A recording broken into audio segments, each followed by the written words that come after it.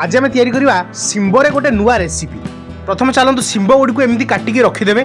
तापर कौन करेंगे गोटे बैगण ने बैगण को लेकिन काटे जी मात्रा शिंब नहीं से क्वांटीटी बैगण ने बैगण को लेकिन भल भाव में काटे पूरा चारि कणिया काटे माने जमी क्यूबिक सेप्रे रहा देखिपे कौ लेवुल कटा हो बैगण छोट छोट करके बैगण काटे टिके लंबा थी जमीक सीझिले बहुत सुंदर लगे।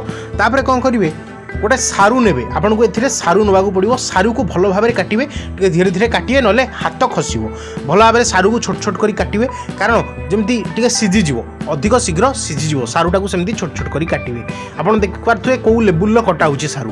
तापर कौन करेंगे गोटे कड़े गरम करके तेल ने जीरा ने सुखला लंका पकई प्रथम शिंब गुड़ी को एवं बैगण सारू जहाँ भी काटी आलू ताकू पकेबे एवं लुण देवे टिके लुण माने स्वाद अनुसार लुण देवे आपण जानी थे।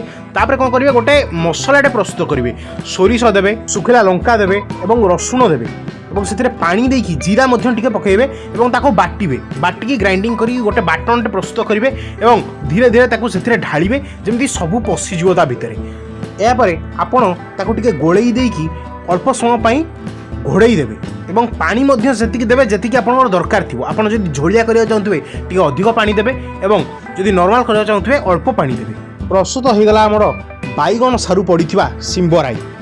एबे एंजॉय करंतु। वीडियो भल लागिथिला लाइक करिवे एवं चैनल को सब्सक्राइब करि जिवे। धन्यवाद।